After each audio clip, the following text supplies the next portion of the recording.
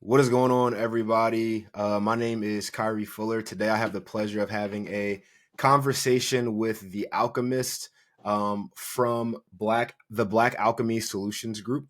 I want to make sure I got that right. Otherwise known as Jason, you can go and do all of your research or whatever you need to do on him.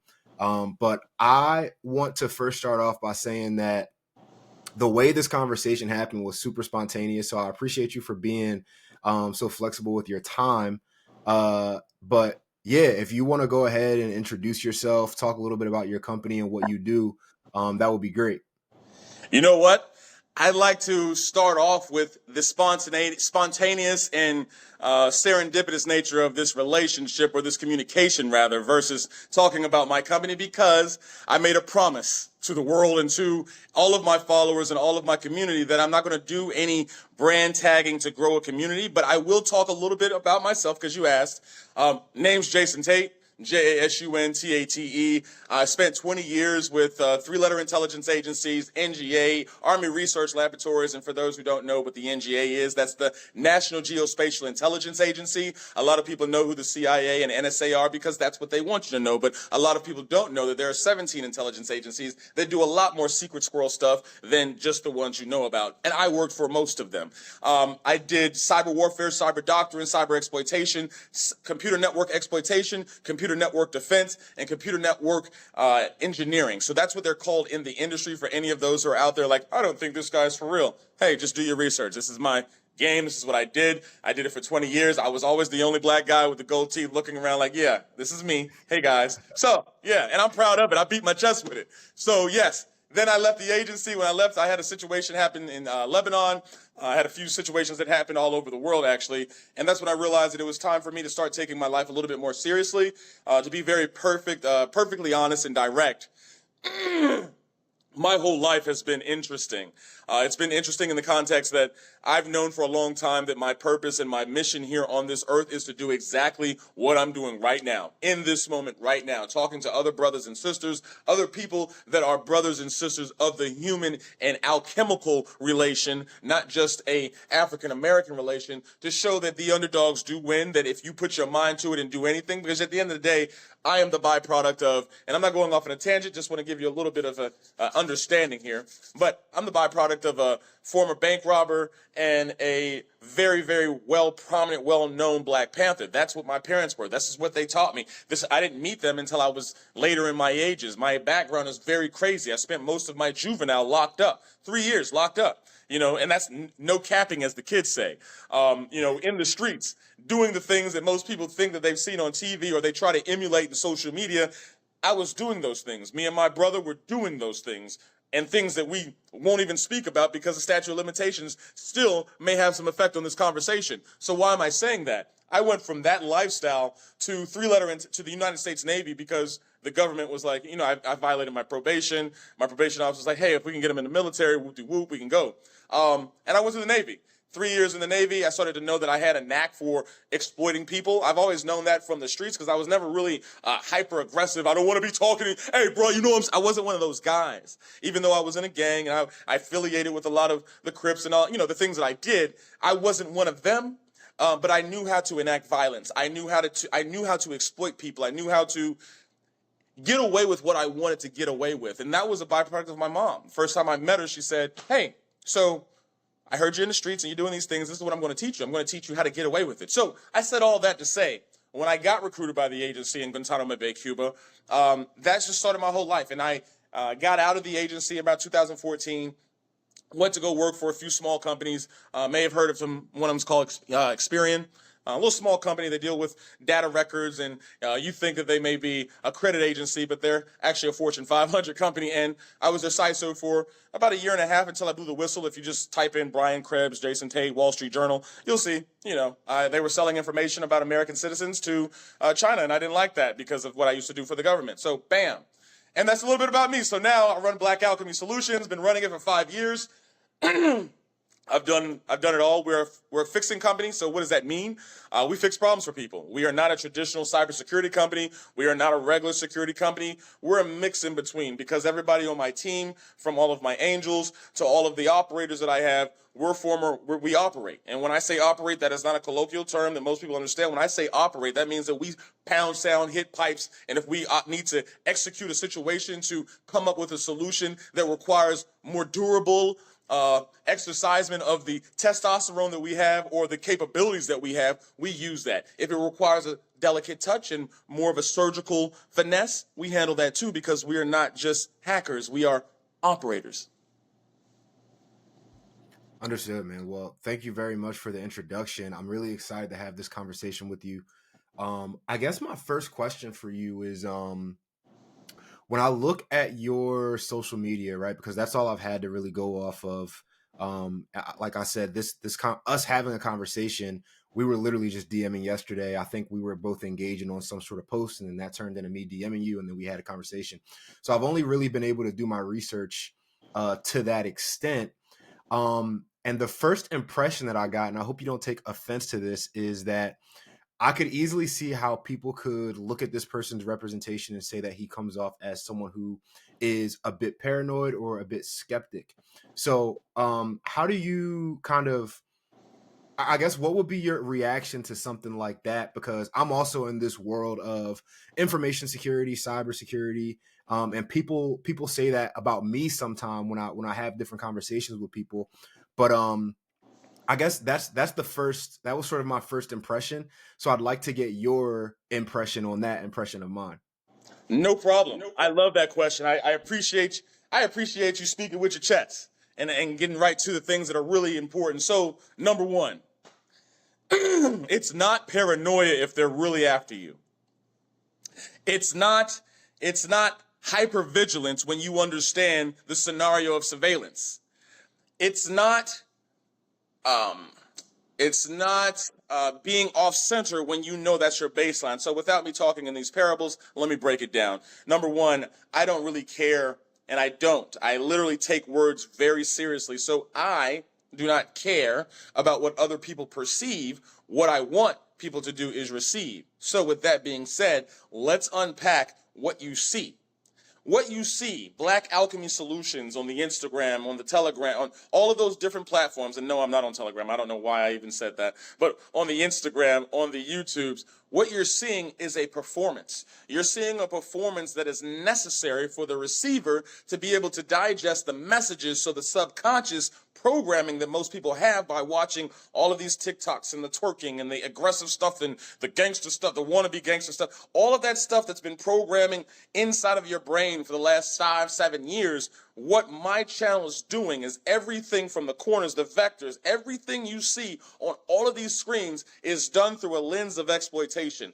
I want people to understand that, number one, everything that I speak about, I have done. It's not like I've read it in a book. It's not like I said, you know what, I'm telling you that you need to keep your computers away from a window because there's shadow people out there, and when I'm doing and people are really looking. No, it's not because of that. I've actually been the guy that has sat across the street half a mile away with high definition binoculars that are looking for your password because there was something sensitive on it.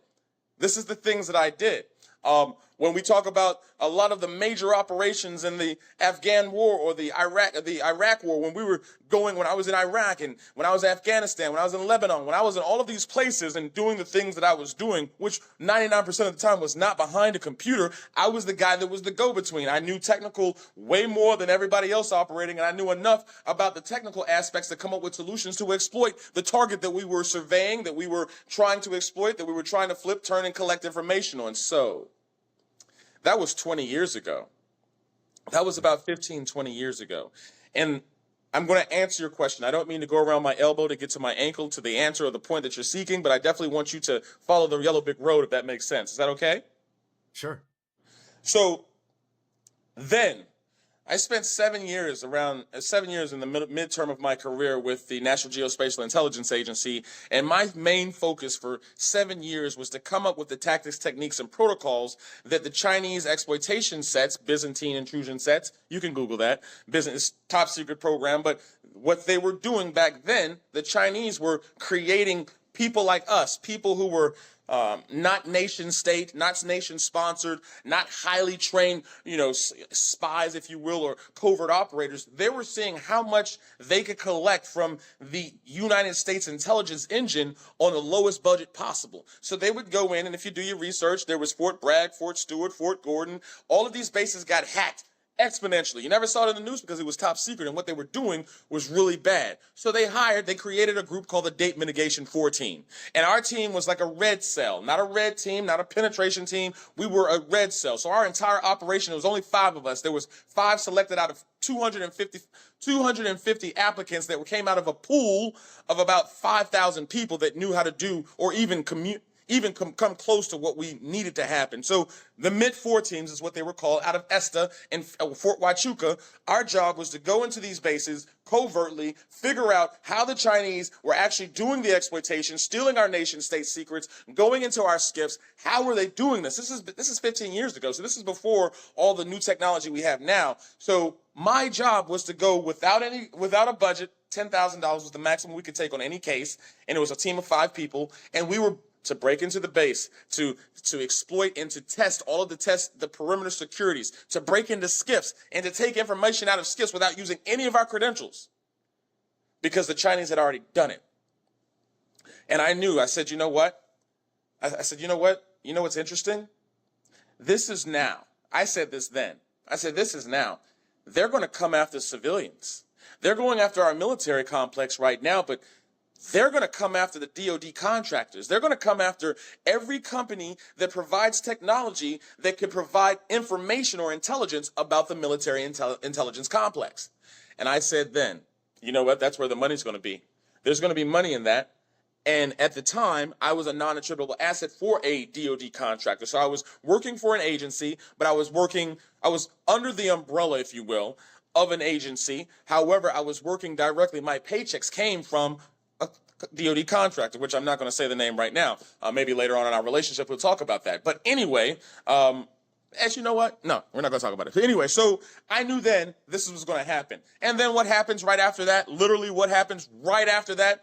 Edward Snowden comes out and was like, hey, guys, I want to tell you the truth about what's going on in the reality of the world. China's been doing this, and the government does this, and they've been spying. And back then, I didn't really care about the government listening to anything because I didn't have I wasn't mature in my vision and my understanding of privacy. I thought that my top secret clearance and all the things that I was doing required that kind of vigilance. You're like, yeah, there are secrets and everybody doesn't know it. And I still believe that. I believe that there is a necessity for certain secrets because some people are just not capable of maintaining integrity or confidentiality. That's just the way the human system works, and that's how you gain power. If you read The Art of War, Sun Tzu, The Art of Deception. Deception is the main focal point of anything. So strategically, I understood that. So when Edward came out and released all that information, I believe that a lot of people became aware, and then I realized, you know what? It's about to get treacherous, because right after the Snowden leaks is when you started to see the real leaks that people are still not talking about. When Assange started to really drop some of the information about the CIA leaks, and we're not even going to say the names of those operations, but those actual tools, when they hit the streets, here's also what I said. Oh, so the media doesn't know how to communicate. They don't have the technical wherewithal. They don't have the acumen of understanding on what the profound nature of these technical tools that are now hitting the streets and the dark side's getting them. We're going to see a whole litany of exploitation. We're going to see computers just shutting down. We're going to have social media shutting, and it started to happen. So as this started to progress, I started to realize that, you know what? There is nobody out there speaking the language. Everybody out there wants to stay within a narrative in their lane that's safe, and that they don't want to get uncomfortable. They don't want to say anything against the grain. And I said, I'm not them. I'm not a fearful person, number one. I'm not a civilian, number two. Number three, I actually know what the fuck I'm talking about. Excuse my language. I know what I'm talking about. So why not communicate the truth? Why not give somebody some platform and understanding of the reality of everything that's going on? Because here's what's funny about being paranoid or being perceived as paranoid.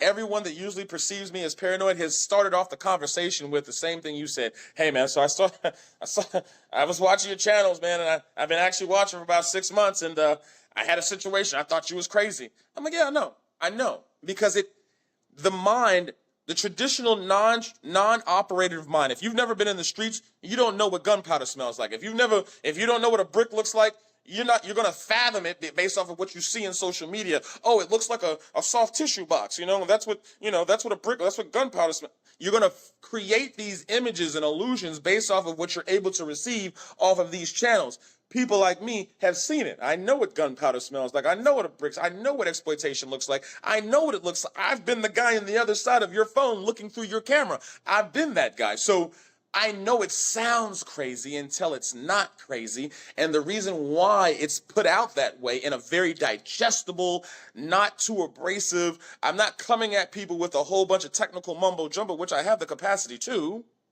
so that people can, when it hits them, when they're walking down the streets and they say, hey, I wonder what that camera is right there on the top of that traffic stop there. I remember watching Black Alchemy's video, and he said, if you watch it and you'll see the light turn on, that must be the indicator. I want people's brains to think like that. So what I'm really doing is planting seeds inside of your subconscious so that when it does happen, you can say, damn, I remember when my conscious mind thought that guy was crazy, but fuck, this guy's legit. Does that make sense? That does make sense. I have a few follow-up questions, and there's a lot of that I'd like to unpack. I guess the first thing is like in terms of it sounds like you, or at least a part of your mission, is to plant an idea in the subconscious mind of individuals to take their personal security more seriously, or at least be aware of the threats to their personal security for um when, and to know when they're being exploited, right? Because if you're not aware of the things that can exploit you, then you don't have any sort of frame of reference to know when you're actually being exploited. So it feels like that's at least a part of it. The first thing that I kind of had a question about was when you were talking about China as an adversary, the fact that they, hacked these three-letter agencies, the fact that they hacked these systems already. I want people to sort of understand the motive behind that. So, like, what is China's motive in regard, or at the time, what was China's motive in regards to, gaining this access that they shouldn't have? Yeah, that's a wonderful question. You have a wonderful command of how to engage a conversation. So thank you for that, because we're about to unpack and your audience is about to pick up what we're putting down. In order to understand that you are under attack, you have to take some kind of value in the estate that you have. You have to understand your estate. You have to know what you're worth. You have to know how valuable you are worth. You have to know what your capabilities are. Over time, I'm going to answer your question. Over time, the technology of warfare has matured into a way that it's become multidimensional, in the sense that warfare traditionally used to be a war of the mind and the capability and the violence, right? More of the violence and the capability, the mind more so as the person that's organizing through intelligence. As we started to mature in time as humans, people started to understand that the mind rules all things. And if I can attack the mind first, then I can attack everything behind, or whatever the mind creates. But in order to do that effectively, I've got to convince the mind that I'm not after it, because the mind, just like a firewall, just like an IDS or an IPS system, when it's programmed correctly with the right signatures to detect those infiltrations, the conscious and the subconscious are the most formidable opponents to any kind of mental fuckery. So what do? If you want to exploit somebody's mind or exploit somebody's idea of their value, you systematically reduce it. You systematically start to take the currency away from it, both physically and mentally. So what am I saying without going around these spinnerals? Our first war with China began economically. The economic war with China that started back in the 70s and 60s when they realized, well, in the 70s really, when they started to merge into that economic superpower that they're growing into now, or they have grown into now, the first thing they understood was from their infinite intelligence, because, sleeping on your enemy or having a misunderstanding or a misrepresentation of your enemy's capabilities is one of the biggest flaws you can do in any situation. Economically, China said, well, we're going to bury them in the debt. We're going to devalue their currency and their valuation against ours. They took away our value first. This gets deep. I'm not going to go that deep with you, but I'm going to take it down a notch so you can understand where to take it up. Here we go. So around the 80s and 90s and 2000s is when China started to really say, you know what power is? Power has nothing to do with the ICBMs and the Patriot missile. Power is the ability to control those situations. If I can control the electronics behind the warfare machine, then I can control everything else. And that's when I would say the Cold War is what sparked the war on information. I believe that China just took it and weaponized that whole ideology and turned it into another step. The cyber war that we've been at since 1992 that most people will never acknowledge and can't speak on or don't have the technical acumen or the experience in the agencies that a few of us do, because even back then you had to have caveats to understand the stuff that I'm talking about now. True story. So back then when we started the cyber war with China, it was a war on information. Who could get access to the semiconductors? Who could get access to the machines? Who could get access to the code? Who could get access to the software libraries that were writing the code to get into the machines?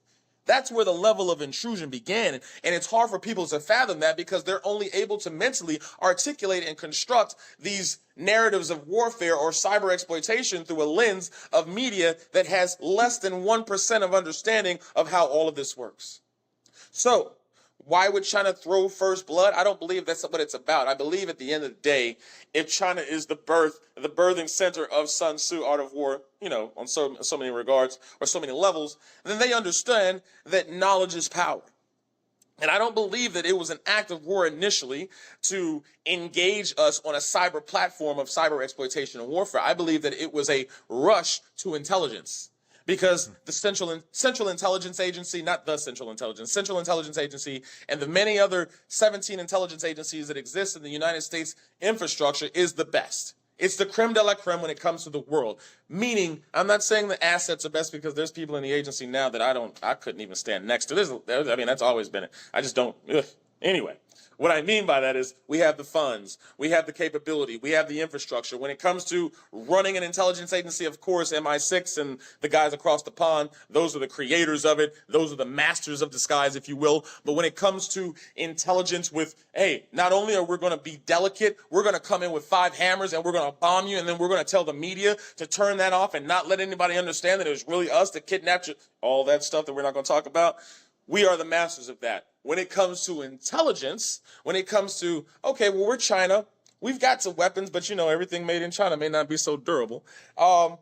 So when it comes to those types of weapons, they said, you know what, let's get good at what we're good at. Find what you're good at. They knew that they were good at creating the technology systems, the platforms, the semiconductors that we rely on to create the technological products and the intelligence products that we operate with. So when we started to become aware of that, just like the subconscious, when you become aware that there's somebody attacking you, when you are in front of somebody and the bass in their voice gets serious, the eye contact, the mirroring of their whole type body, and then your body says, oh shit, I'm under attack. This person's about to aggress me. That's when you turn it into a fight. The same thing I believe happened with the United States and system. When we started to understand that we were 17 steps behind with what they were doing from an intelligence collection perspective, we said, oh shit, we need to get on our P's and Q's. And my team back in 2005, 2006, 2007, in that area, not going to go specific, I was deep mitigation 4. So there was 4 other iterations of people like me, the Marcinko, SEAL Team 6, those guys who were doing the actual SEALs that were actually doing the field and testing and the exploit, looking at the weaknesses that we have based off of what they've seen happen or what they could perceive in their mind. That was That was the first iterations. My iteration started to come in later. So what I'm saying and what I'm expressing is, or what is being expressed is this. I believe that it was an organic growth and maturity of ideology, of circumstance that put us in a position to say, look, we're at this soft, cold cyber war with China. Did I go around my elbow to get to my asshole too far on that? I appreciate the context, certainly. And I wanna repeat back to you what you said in a more condensed way to ensure that I understand what you're saying. Yeah. It sounds like, so first, the book The Art of War is one of my favorite books of all time by Sun Tzu. And one of the rules in that book, if you will, is when the enemy is far, or when you are far, appear that you're near, right? Or when you're near, appear that you're far, right? So the book is based on this concept of deception. In terms of the, in terms of like the motivation for China, it sounds like what you're saying is, um it started out not necessarily as a motivation from an act of war perspective, but sort of a race to be able to have the capabilities to either defend themselves or attack or expand, to create a space where they can maneuver, and the acquirement or the attainment um of of that golden pool of information that the sort of the American government, is what I'll call it as a blanket term, uh provides or housed or maintains. Having access to that, uh China felt like that would give them um sort of like the space, more space to maneuver in the world. Is that kind of what you're saying from a rooted perspective? I'm going to keep it condensed and concise. I believe that they wanted to be considered a proper adversary in order to get the positioning that they needed to become the economic superpower that they are now. No person in power can be in power without a little bit of fear, a little bit of capability, and a little bit of leverage. And the leverage is where war comes in. Okay. Did that make All right. sense? That did make sense. Um I don't Couple quick believe that they things. woke up. Excuse me, if I may. No, no problem. Thank you. Namaste. I don't mean, I respect you. Of course, likewise. I don't believe, no matter how many of the, I'm going to use the word indoctrinating videos that I've seen of Chinese, the CCP, in the 50s and 60s, talking about them developing a program so that they could be on par with the United States war machine, how they were going to attack us economically and from the inside. I mean, we all know that there's a lot of campaigns mentally that have been propagated by China. And I'm going to say something that's extremely triggering to people, and I know it's triggering because I've heard it, but I don't take it triggering. I don't see why it should be triggering. But to answer your question, you specifically asked me, what was their motivation? Was it because they wanted to be at war, or was it because they wanted to have be on par with us? I'm saying at one point they were the underdog. They were they were the USSR of that region, right? So in the USSR, the post Soviet, the fall of the USSR, they were not standing on anything. They had no capability to stand on anything. Their people were dying. So back then, they realized, they became aware, they self-actuated and said, you know what, we don't want to be here anymore. The only way to free yourself of any system is to understand that you've been a slave to one or another. They wanted to free themselves from that system, and in order to free themselves from that system, they also looked at us as that was the mark. Hey, you're doing good when you become on their level or above them, and you surpass them. So they took it on themselves to use more ulterior, non-traditional means to gain their economic advantage so that they could create a warfare machine that was not seen, not heard, but very, very, very, very well felt. And that's where we are now. Okay. Um okay. So a couple things I want to make clear, just some acronyms that you put out earlier, because we have a bunch of different viewers from like entry level to senior level people. when you say IDS and IPS, that is intrusion detection system and intrusion prevention system. So I just wanted to put that out there for viewers who maybe didn't know. I want to pivot the conversation, and I'm trying to keep my like what I want to talk about in order, because there's a bunch of different ways that this can go. And I'm leaning more towards the more interesting conversation. But first, quickly, I want to know. Actually, you know what? I'm gonna give you the two things that I have in my head right now. They're two kind of different things, but they're kind of the same. The first thing is I want to know what your definition of privacy is as it pertains to the individual.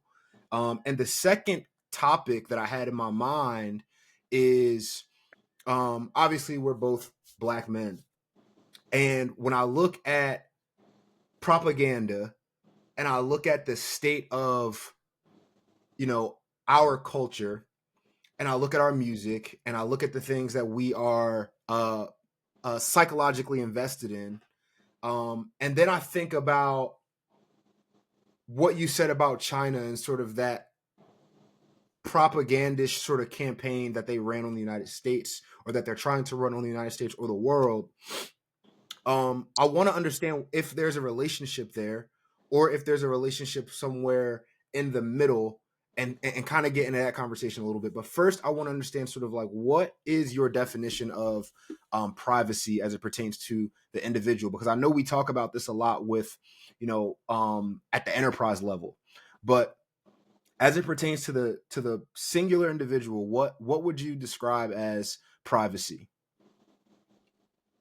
Privacy at the individual level is the electronic, personal, and intellectual currency that is harvested at the individual basis that provides access to their own individual identity. That was good. But let's unpack that. That was good. I had to pull that. I had to pull that out. If you didn't see it, I had to pull it. Anyway, so that's how it works. May I answer a different question about privacy? Why is privacy so important is the question I would love to answer. Please do. Privacy is important is because, number one, because you don't think it is. 99% of people have been conditioned to believe that privacy is something that shouldn't be. There has been a systematic campaign to expose and be transparent. Started with Obama, the transparency. Let's be out, let's be open. That whole campaign was against the grain to get people to put down that subconscious guard about what they do and their agency and their ability to be sovereign as individuals. Now, why is it important? Why is this going to get very conspiratory in the undertones of what I'm about to say? Because we're both advocates of Sun Tzu, and because we are both advocates of the intellectual process. We understand that the only thing that most people want is the thing of value. And the first thing that you do when you want to steal something of value, especially from a proper adversary, is you devalue it. So, social media, voting, your decisioning, let's break that word down. Your decisioning, the human decisioning system, is so complex and so secure that most of our security and computer models today mimic our understanding, which is very small, of how the decisioning process happens in the mind. Why am I making this decision? Based off of the different atmospheres, the different interactions, the different stimuli, but also the number one thing that decisioning happens on is on the plane of fear and freedom.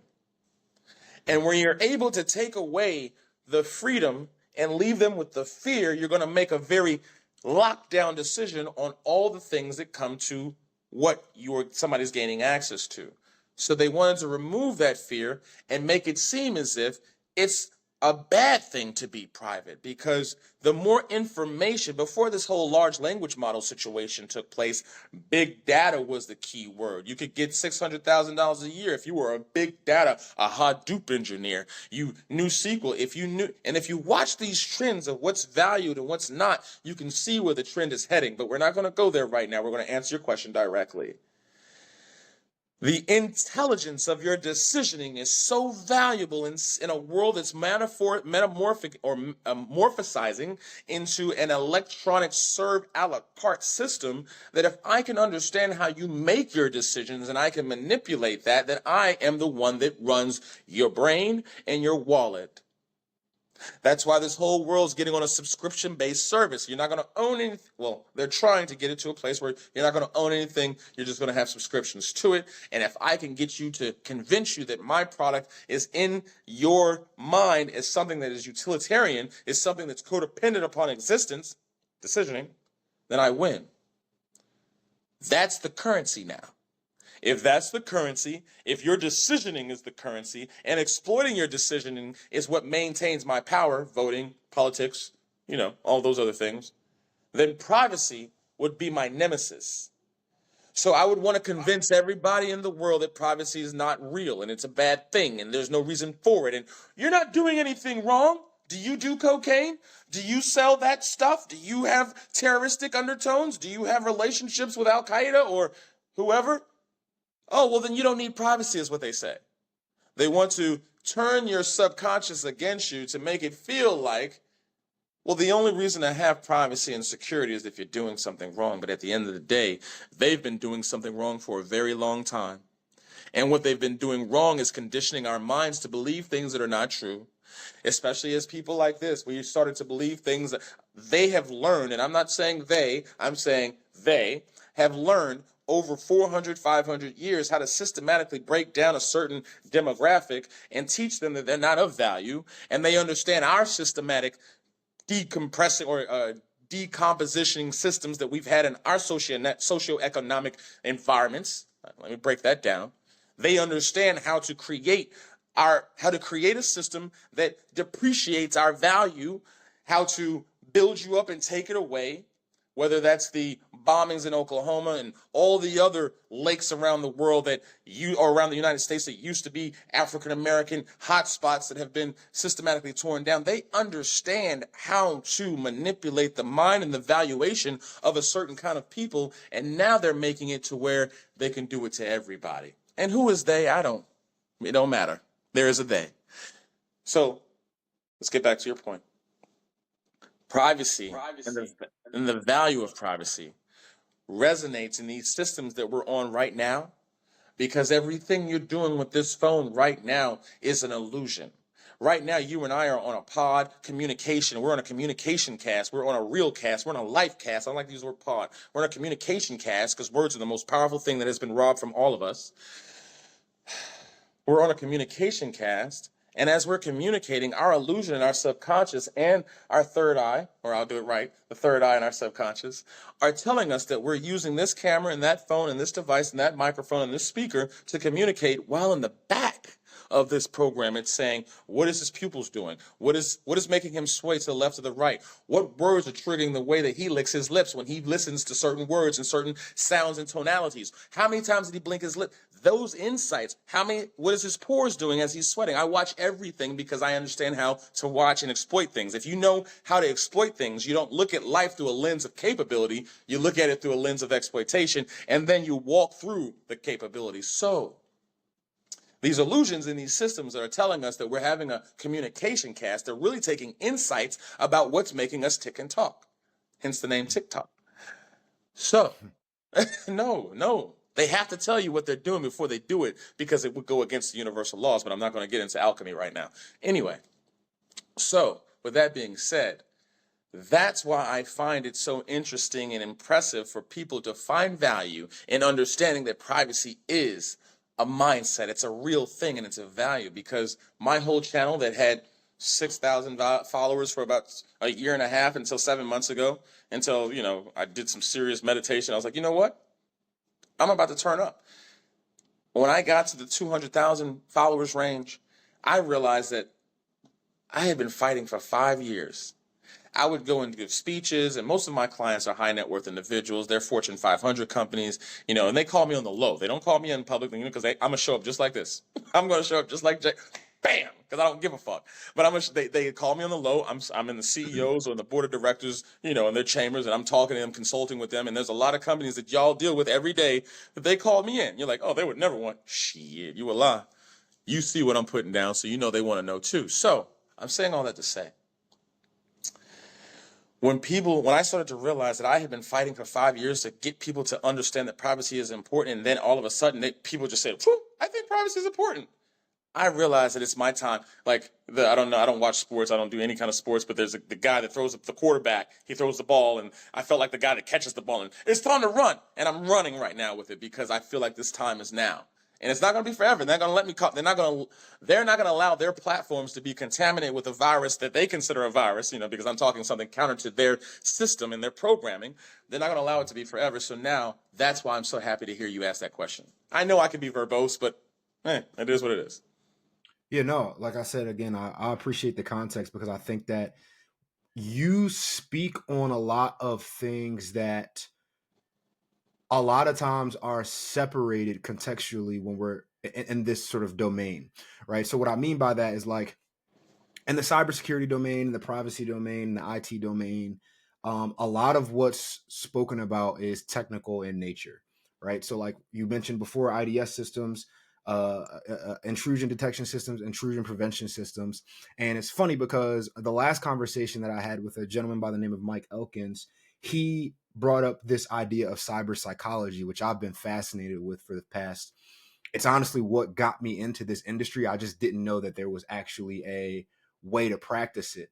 But even if you think about an intrusion detection system and you think about what that means, like you alluded to the fact that a lot of the things that we do with computers emulate what we do consciously and subconsciously and how the brain works. So even if I think about an intrusion detection system or the intrusion detection system of my mind or the intrusion prevention system of my mind, and I parallel that with an IDS or an IPS in a computer,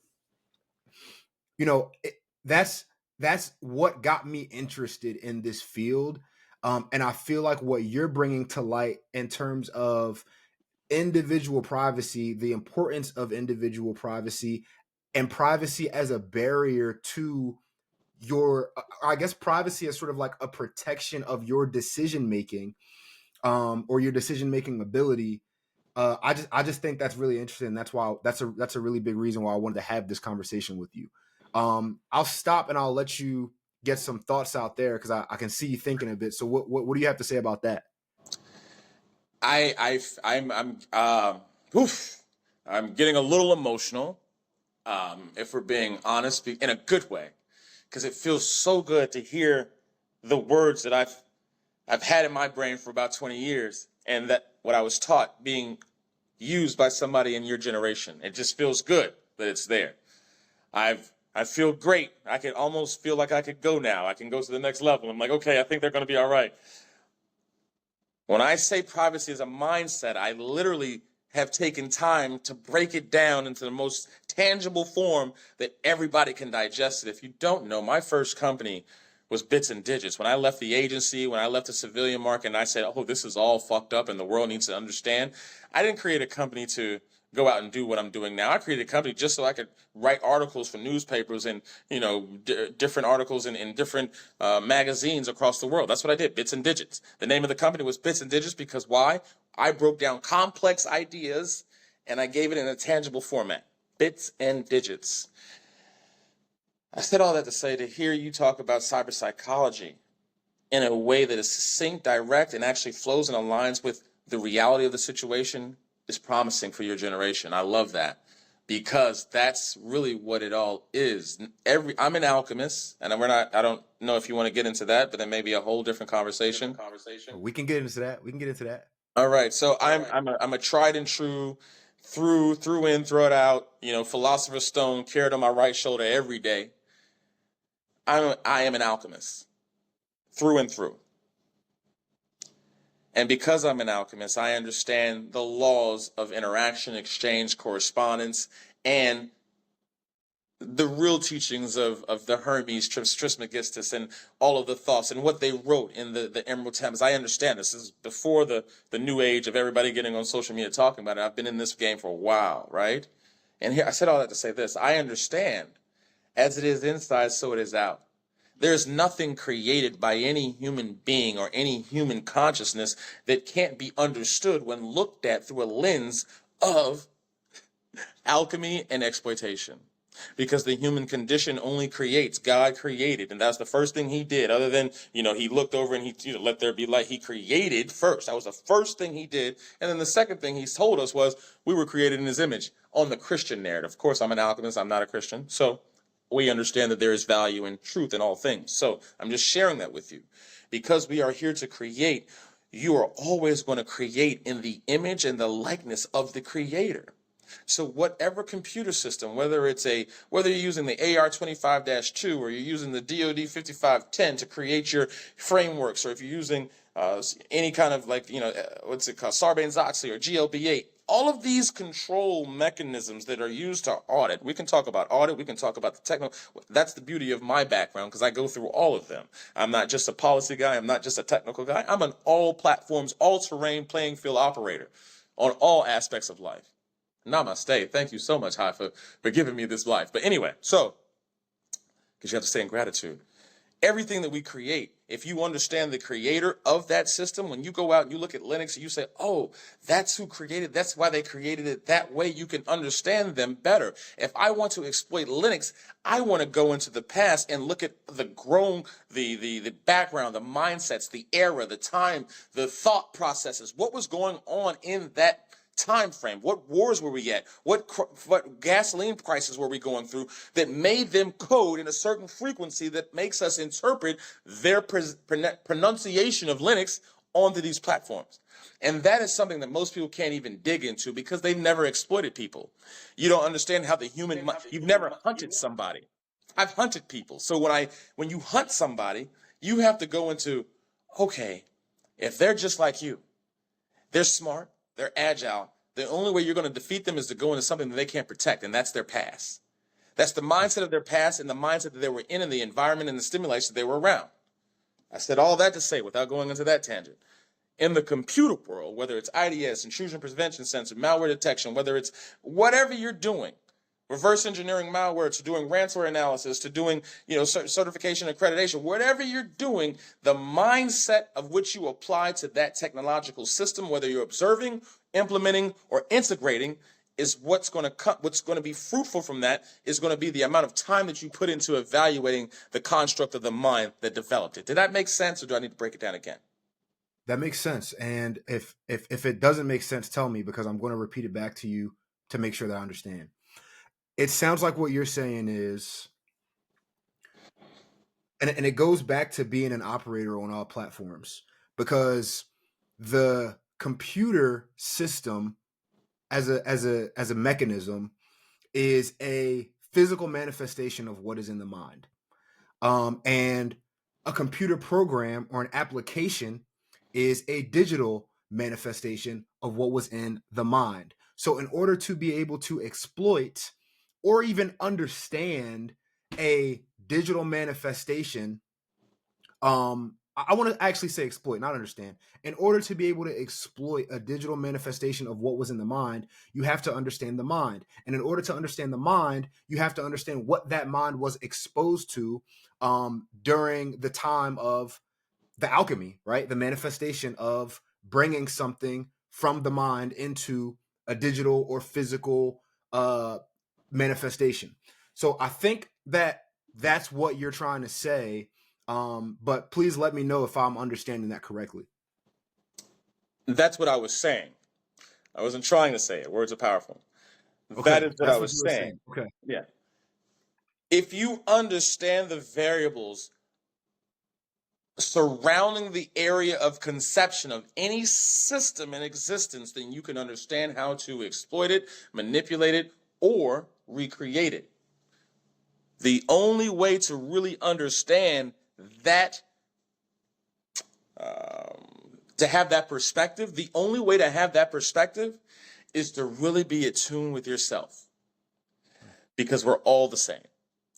We just have different shades, different fades, different alignments with different understandings, overstandings, and understandings. But when you really get it, you say, oh, if I can see through their eyes, if I can take my ego, put it over here for a second, take my insecurities, put it over there for a second, take my, all of my cultural biases and my cultural developments and just drop it down to my bare bones through meditation and say, you know what, I'm going to go through that person's eyes. I'm going to think about how they thought when they were creating it, because this is the lens of which I need to see it. Then I can defeat anything in this world because I'm able to see it. 99% of people in this existence don't have the capacity to see outside of the perspective of which their eyes and their senses are giving them, which puts them in a very small contained box, which makes them a NPC, that makes them non-playable in the character of existence. Because if you're not able to create freely and independently, then you are being created. Let me say that one more time because I think it needs to resonate. If you're not able to create independently, not just create, independently, without some kind of control structure, some kind of base interpreter that is your manipulator that creates the construct of how you create. If you can't create without that, then you are creating as a sub to some other system. It's funny how these words matriculate or just go into the different things that we're doing in today's, because none of this is accidental. Did that make sense? And I'd like to hear your reinterpretation, if you don't mind, to make sure you picked up what was put down, if that's okay. It's 11:11, by the way. It is 11. Okay. Yeah, so if I'm understanding correctly, and this might sound like a oversimplification, but to be concise, basically, if I look at a car and I look at how a car is engineered, and I look at the engine as the heart of the car, and I look at the computer system as the brain of the car, and I look at the wheels as the arms and the legs of the car, and I look at the exhaust as the digestive system of the car, right? We can't necessarily as humans create anything more than we've chosen to be exposed to. So if I'm only understanding the world through my senses, and I'm not choosing to understand the world through variables that are outside my immediate consciousness, then there's no way I can create independently. Did I get that right? You got enough of it, right? The universe is telling me no, the universe is saying, let him cook with that over time. Because these are heavy seeds that I'm planting.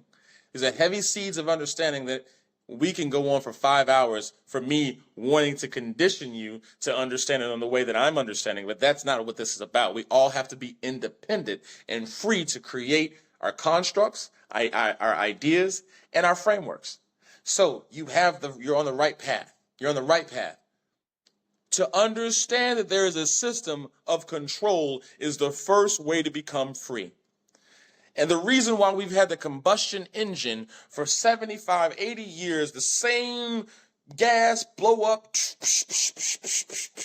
Well, the real reason is much sinister, and I like my life, and that's okay. I'm ready for war from any of you, Roth, any of those people. What I'm saying is, we're not going to get too deep on why the combustion engine is still in play, but the same 80 years, the human mind is so amazing that we can think like Elon Musk did, and it wasn't just Elon Musk. Actually, Elon Musk bought a company, if you didn't know that. Tesla was bought from somebody else who was already doing electric cars. But the ideas of thinking outside of the combustion engine are out there. But a lot of people they know, okay, the engine works. It's a good revenue stream. I can get investments, and people like it. But you're not building anything new because you're just using the framework of something else, which is also another system of subordination to a system that you're paying tribute to. That's the gas and all these other things. You use the car, so I thought I'd ride with it. Hopefully we're making progress. I believe we are. Okay. Then that's it. That's it on that Okay. one. So to go back, whether you're a CIO, whether you're a CSO, a CISO, and you're managing not only the people in the SOC and the NOC, the Network Operations Center, the Security Operations Center, for those of us who are not on that vernacular understanding, whether you're managing that or you're deploying the certification and accreditation processes for the compliance matrix in the legal department and the certification departments of your organization, understanding the concepts of why those laws or implementations were created in the first place. Like, for instance, let me break that down to something that's really tangible. Every rule that you see, two-factor authentication on financial transactions that provide any kind of access to personal information or to a financial repository, requires two-factor authentication from an EAL2 or above from the National Institute of Science and Technology. Yeah, I know I'm heavy with it, baby. I'm heavy. So why did that happen? Number one, when you understand that every rule that is implemented generally comes from is a byproduct of a failure or a systematic process exploitation. That's it. Every single rule. So when you read them, some people say, like the new guys, you come in, you're like, oh man, I gotta go around and we gotta go out and inventory all the machines in the network. That sucks. And how are we gonna do that? And we don't, Active Directory doesn't really, okay, yeah, right? That's the childish mind is always going to have childish actions, always. But the matured and the understanding mind is going to say, wow, so some hacker back in the day must have went out and just did some duplication of identifiers, and then they created the same key so they could get access to that system repository, so that they could get access to that financial repository, and the insurance company must not have underwrote or provided coverage for that financial transaction, which is why it's a law now. When you have that understanding, you look at it through a different lens, and then you can see the construct, and then you can start to identify ways to improve it, because you can say, well, they must have not have been really technical, because two-factor authentication is exploitable too. EAL is just non-biometric, and the non-biometric feed is going to be 2 years old it's going to be 2 years in the past by the time it gets implemented in today's day. So what can we do to make it better? Am I making sense right now? Yeah, I'm following. Okay. Is your community follow? I mean, did I go off too deep into the deep end? I don't think so. So. Yeah, it's about, and what I'm really trying to communicate here, and I'm choosing to be verbose so that you can pick up and throw away and whatever you want to do in your life pattern at a later date. That's fine. But really, what I want to express here is when you understand the mindset, you start to remove your emotions, your ego, your feelings that everybody is so in these days. You start to remove your feelings out of the situation, and you're able to see clear. Your feelings make you can't see with your feelings. You can't see clear with your feelings. I don't care. Feelings are not real.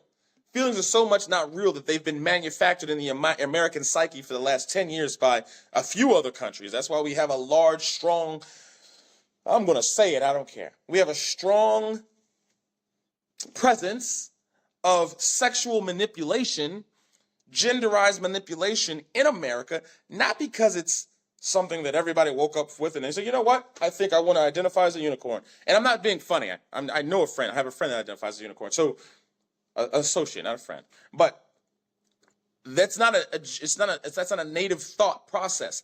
That was infiltrated. That was inserted into our entire electronic landscape. Everything that you digest, the colors, the LGBT, all of that, the foods that you eat, what you're eating and what you're consuming, which China has known about that for a long time. And I just used the word China, and I just used that whole infiltration of sexuality here in America for a reason. Everything I say is for a reason.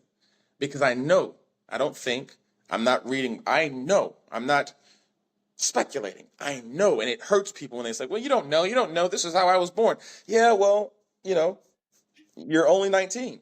I'm 42. I remember when that whole construct was created. And I'm not saying anything about what you identify as or what your gender is or what your sex. I don't believe in labels. I believe in do what you want. If it feels good, do it. If you like it, do it. If it's great, great. However, to understand that there has been a seed planted that makes you so aggressively in your feelings about it, that's different. That's the problem. To be in your feelings about what you want to identify as so that you could be in a clique or a box that can't go outside of a framework of thinking, that's my problem. If you're picking up what I'm putting down. Okay. I am, and I think that that's a really good segue into the other topic that I mentioned earlier in the conversation, when you're talking about sort of the infiltration of sexuality. When I think about that and the parallel of that for our specific ethnic community, and I think about I think about this idea of being a gangster, when I think about this idea of being a thug, when I think about this idea of violence, when I think about this idea of, either being a rapper and you have your guns and you have your drugs and you have your women, right? I think about that as kind of a similar kill chain, if you will, in terms of like manipulating our ethnic group and putting our ethnic group in that box that we've been in for such a long time. So I'd be interested to understand your thoughts a little bit more on that. That's a whole different podcast conversation. That's a whole different conversation cast. So, but I got you. You asked for a reason. I know that for the last 20 years, 30 years, maybe a little bit longer, that the food that is being put inside of the areas that our demographic is highly concentrated in has been intentionally infiltrated with chemicals that emasculate us, that make us as a people either extremely hyper aggressive or extremely emasculated. But watch this. And I can, anybody wants to challenge me and like, well, prove it, bring your receipts. I got them. I don't open my mouth unless I have truckloads of them, of receipts and capabilities to back up everything I say. No ego. I'm the baddest in the game at what I do. No ego. So here's a very serious point that you can see played out today. The skinny jeans and the skinny little young, little thin, little frail little men, boys, walking around with these big toys, using words and rap songs to, create pictures of, toughness, when in reality, it's subconsciously they understand that they've been emasculated. That's why they have these nasally voices and they always speak like this and everything is just always in the high range. And the reason why that is because of the things that are happening through their diet process, or the things they're listening to, the vibrations and frequencies. And what is the number one thing? I'm going to leave this to you. Or I'm going to share this with you. What is the number one thing you see? Because it smells, and I can see in your eyes you've got some trauma, like you've done something. You've seen some chaos. You've been through a few fights, or maybe you understand that your jaw is not made out of glass. So I can see you've got some toughness issues. I wouldn't be talking to you if you didn't. Tell me what happens when you see somebody trying to overcompensate. What do you see? What is the first thing they do? When somebody's trying to overcompensate for some insecurity, what do? I see posture. They try to posture and position themselves in a optical or a sensory position that dominates their opponent, which is usually not even true. So they'll flash the guns, and I was going to pull out one of mine, but they try to flash the guns, and they want to talk like and they use words of aggression that traditionally they probably have no experience. No experience. Everybody can be a killer today because those guns make it very impersonal. So I come from a background where my days in the streets were cultivated by more impersonal interactions, if that makes sense. And that's all I'm going to say on that. But when you feel emasculated and you still want to be tough and you still want to attract the opposite sex or your same sex, whatever you're into, and you're playing the role of the masculine, because it's a role. It's always a role. Everybody's just playing roles. There's no true this and that. Everybody's putting on some kind of performance. So when they choose that role and they feel like, okay, well, I don't feel tough and I don't have all that wankster and all that gangster. I'm going to wear the pink hats and the tight jeans and I'm going to have my nose. And I want to talk like this. I want to have the bass, but I don't have it right now because of the things that I'm eating and the water that I'm drinking, which is not filtered and my pineal glands calcified. So what am I going to do? I'm going to go catch a body. I'm going to talk about it because I'm shoddy. I'm big Gotti. And they're doing all of that performance and all of that to attract everybody that is in the same boat as them. And that creates a movement that is, number one, easily identifiable. Like you got the No Jumper podcast where the guy's basically a Fed asking federal questions. And I'm talking from a guy that used to be an asset, right? An asset, not an agent, an asset, meaning I'm not a Fed, never in law enforcement, but I know what pig smells like. I had to get off my chest. Thank you, Most High. But you got podcasts out here where these feds are interrogating rappers and they just want to have a platform, man. You know what I'm saying? They rolling up the weed and they're doing all these stuffs and they're just telling who jumped them in, who put them on, what blocks they on. They're giving about so much information. It goes back to what we were discussing about the value of privacy and intelligence, where if you know the value of it, you know how to get it out of other people. And especially if you're a white man, you know how to... Let me calm down. If you are a certain type of person, you know how to exploit a different type of person, especially if they're ignorant to the value of their position. If you notice, even in the talking, in the way that they communicate, that one person is always using this voice, even though they don't have it in their chest. And all the people on their show is, man, it's because if you don't know you're being exploited, you'll always be exploited. If you have come from a lineage where your people have exploited another type of people for 400, 500, 600 years. And I'm not saying that that's just the only way, because I know that white people were slaves first. We had white people as slaves before this last generation of slavery, right? Everything it's a cycle. So anyway, what I'm saying is, if you can't see it, if you've never been taught it, if you don't have the father in your home to let you know what man is about versus a woman as your mother and your father that's teaching you that what you should be is both, and you're getting your masculine energy from the streets or from somebody who's deceptive and maybe just wants to have sex with you because they're sexually exploitative as well. When you have that in your repertoire of existence and you don't have a right structure of understanding, that person or that type of person that I'm referring to will always exploit our type of demographic. So it's important to understand it, to eat better, to meditate, to speak with diction, to be precise and decisive with your language, to give eye contact and to see the devil that you're speaking to or the angel that you're communicating with. Does that make sense? It does make sense. And a point that I wanted to make is like food, if DNA is information. Mm-hmm. When we talk about privacy and we talk about the things that flows into our mind, whether it's through computer, whether it's through food, whether it's through the person that we're speaking with, whether it's through our auditory and visual senses, everything that we take in is information. And a big parallel that I really want to make and that I want people to understand is that for me, being in the cybersecurity industry, the information security industry, sorry, is more than the ones and zeros that are coming that are, in the computer. For me, it's understanding that the food we eat is information, and we need to have an information security policy for that domain.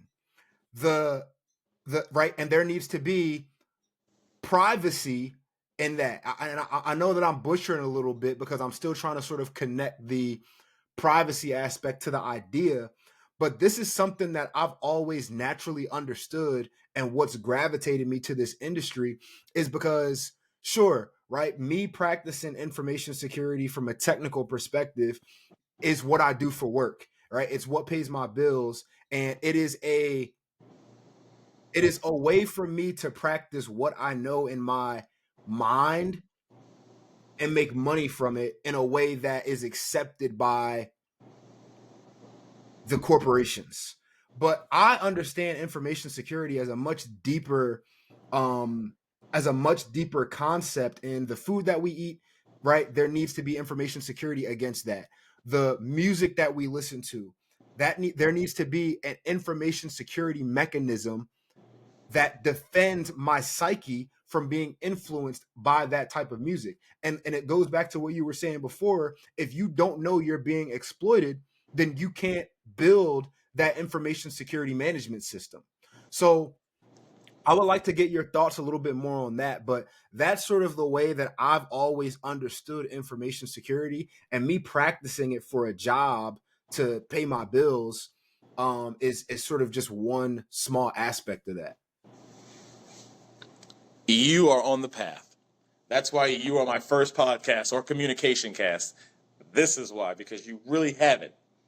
You've got it. You've got the seeds, you've got the fertilization, you've got the soil.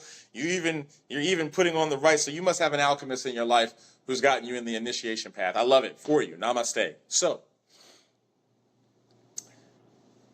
yes, Just like when you have a snort or an IDS signature and you're creating signatures or using heuristic detection, and you're saying, okay, well, listen, IDS, this is what I want you to do. I don't want any adversaries in my network. So I'm going to put you at my border gateway. I'm going to have inside of my DMZ, I'm going to have the edge router at front, and then I'm going to make sure that we have a spam port connected on the edge router going into my DMZ where the IDS is, so that every single packet that traverses my edge gateway and my border router, I want you to see it. Now, this traffic, you are a computer, so we're breathing the same communication, right? So here's what a virus looks like. Here's what something that's bad looks like. So you go into your snort or your IDS or whatever you're using, it's Cisco AS, whatever, right? And you're configuring, you're saying, look, this signature looks like this, a malformed header, a bad packet looks like this, it has this kind of payload, and it looks like this. And then you're giving it the signature to identify, and then you tell it, hey, go hunt. Go hunt. If you see that, I want you to do X, Y, and Z. Just like that mentality of an intrusion detection system, for those listening, that's what we just broke down in a very oversimplified way, how intrusion detection works, how antivirus kind of works in a way. When you do that, you're arming your network with a certain level of resilience and a certain baseline, a baseline of operation, baseline of control, and baseline of flow. As you just said, with so much poise and elegance and so much proper diction, you said it to the point that it needs to be digested. We need to have the signatures to identify the threats that are coming into our gateways, our eyes, ears, nose, and senses, right? But most people don't have that capability because all they do is they pick up these devices and they just eat them. They allow their third eye to be connected with that camera, and that camera is reading every little tick in your eyes, everything that you do with your mouth. It's reading these things, and it's creating another visualization. As soon as your subconscious becomes aware that this device is a bad thing, they switch the platform so it doesn't have the same signature.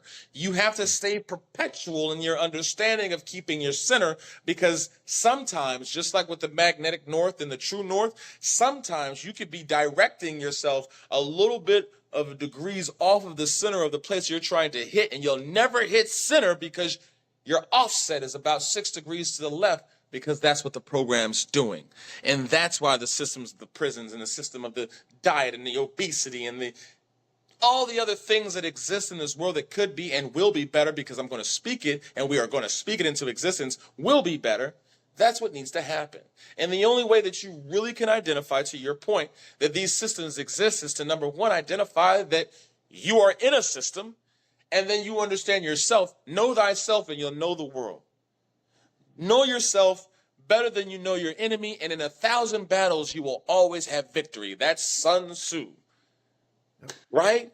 You have to know yourself. You got to know what your triggers are. Most people are afraid of something, and fear is the most stimulating emotion next to love. But love takes a lot more cultivation to get that kind of compounded energy against. You want high energy, low drag, you want something that's impactful immediately, you're not going to use love.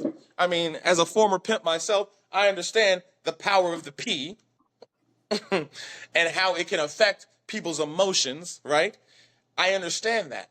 But if I really want to get you out of my boundary, if I want to take your money, yeah, I can use the power of the P. I can use that love, that energy. But if I want immediate results in affecting changes in your psyche and how you perceive things, I'm going to give you fear. Right? I'm going to give you a whole different type of fear. I'm going to tell you, I'm going to make you feel as if nothing you do is safe. I know your address. I know where you sleep. I know where you stay. I know your sister's name. I know her allergies. I know where you eat at. All of those fears that they're doing inside of these social media platforms are intentional. And the only way that you can identify those fears is to identify yourself. Who are you? Who are you? What have you been taught? Who are you, and what have you been taught, and what have you been told, and what have you digested, and then take it back and say, okay, now who are you really? Does that make sense? It does make sense. You have to do a self-audit. Now, I have two things that are kind of based off of the points that you just made. The first thing is, like, in agreement with you, the fear, right? If I'm speaking directly to your amygdala, the result is going to be a lot more urgent, and it's going to be a lot more here and now. And I was actually watching some of your videos on YouTube last night where you were, one of the major tips that I've seen you give is anytime something feels like it has to be done right now, or it has to be super urgent, or when you're feeling like someone is trying to inject fear into your psyche, that is a telltale sign that you're being, that someone is trying to attempt to exploit you. The second thing is it kind of goes back to the question that I had earlier about China.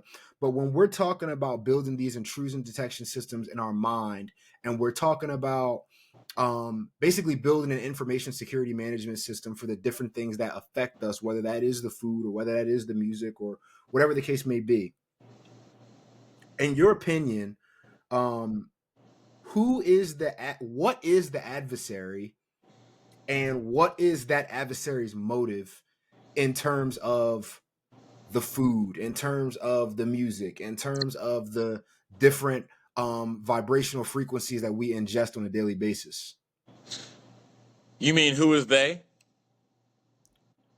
Sure, yeah. Who is they? Who is they? Let me chew for 3 seconds. Okay.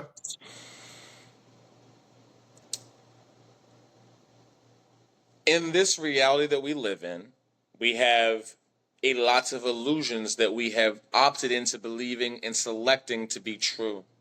One of the core illusions that we believe in, we, they, them, not me. One of the core rules or illusions of rules that people believe in is the law of currency. The real law of currency versus the law of money that's here in this illusionary system. The real law is the law of currency, the law of exchange. In order to get from one point to another, a contact must be made, and then the flow goes through that, the current goes through that circuit, and it creates that flow of currency. They have created a system to tell you that money is that currency, that money, the dollar bill or the fiat currency or whatever kind of currency that is not really anything. It's not an electronic, it doesn't have any energetic value. It doesn't have any backing to anything. It's not gold. We're talking about money, credit, money. People believe that that buys things, that it has the capacity to really buy things. And as we slowly start to understand, it's not buying, you're just leasing your illusion, and you're leasing your programming to somebody else and bartering that for your transactional value. But we'll get into that later. People believe that. So that's become a power. This money has become a power in the ability to convince people to follow it or do whatever it takes to get it. When you have that system of control in place, then what do I want to do? If you think about the theory, we're going to use the theory of our creation story, the Anunnaki, and they came here and to mine gold. And I'm not going to get too deep, but the number one way to get people to do something in your best interest is to convince them that it's their original thought. That's how you create slaves. That's how you create a system of control, is to impregnate a mind with a thought that will unpack a seed that will grow into a thought that the host or the host of the parasite will believe that it was their thought. People believe that money is power and they could buy freedom and away from their depressions and their anxieties and all of these other things with money because these systems control it. So, why would I want to allow people to get more of the one thing I want to have for myself? The money. Them. The people that have the money, that have lots of it and access of it, they don't want everybody to have access of money. Saying that there's not enough money for everybody in the world is like saying there's not enough inches. Like, hey man, you called me yesterday, you told me to build a house. What happened? Man, we ran out of inches. You would call me a lie and you coming for my money. You're like, hey man, I need you to run my money because you talking crazy. You said you ran out of inches. You didn't say you ran out of nails. You said you ran out of inches. Money is an illusion, yet they have convinced the world of some system of money that is only finite and it can only be leveraged based off of whatever transaction we use. And the system wants you to believe that it's only a limited amount of money. And the way it does that is keeps you in a box without keeping you not able to think freely. These thoughts that are coming out of my mouth and going into your platform, into your network, are not new thoughts, but they're not well matured thoughts in the ethos, in the world right now, because so many people are under a control system and they can't even see the reality and the value of the words that are being said on this podcast because of how much control they've been under. So you asked me, who are they? They are those who have what is considered to be valuable in a system of illusions and deception. Do you want me to get more? I don't believe it's a government. I don't believe it's a, do I believe in the Rothschilds and I believe that there are beings on this earth that have connections with higher powers, that have more understandings on how to control people for a longer period of time, such as monarchs and X, Y, and Z. I do believe that. But as soon as you start to identify it, I'm not asking you to judge, I'm asking you to see. You have to just see it. Because as soon as you judge, you become a part of them. You just have to see. Did I answer your question? You did. You did answer the question. Okay. Yeah, man. So this has been one of the most important conversations I think I've ever had, especially given the fact that this is going to be, made publicly available for other people to understand. So, before we get off of, before we hit the record button and turn this off, what is a message that you would like to leave the people who are going to be viewing this conversation? Know that everything that you see in your senses can be interpreted differently when you meditate.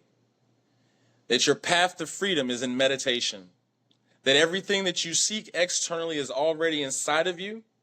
And every illusion that you try to emulate or want to allow your energy to envy or be jealous of takes you off of your purpose and your path. You will rob yourself of your value if you look at somebody else's illusion and consider it to have more worth than the present that you were given with. That is what I'd like people to know. And stay private. And deny all, prevent by exception. Dape it all. For people to be able to find or get access to your ideas, social media, all that sort of stuff, where can people find you if that's something that you want to shout out? No. Okay. All right. I'm going to click the stop recording button. I do want to have a little bit more of a conversation with you offline. So thank you for having this conversation with me. I hope to have more conversations with you in the future. And for everybody that's viewing, I hope that you got value out of this discussion. In fact, I'm sure that you got value out of this discussion. So thank you. Namaste.